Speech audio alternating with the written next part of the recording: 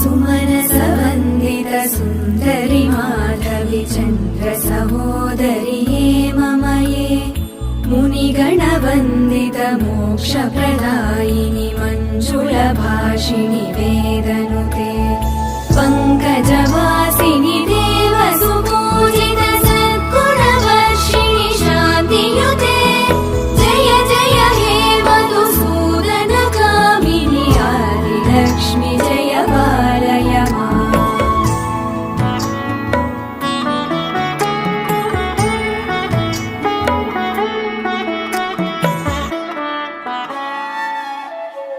अयि कलिकल्मषनाशिनि कामिनि वैदिकरूपिणि वेदमये क्षीरसमुद्भव मङ्गलरूपिणि मन्त्रनिवासिनि मन्त्रनुते मङ्गलदायि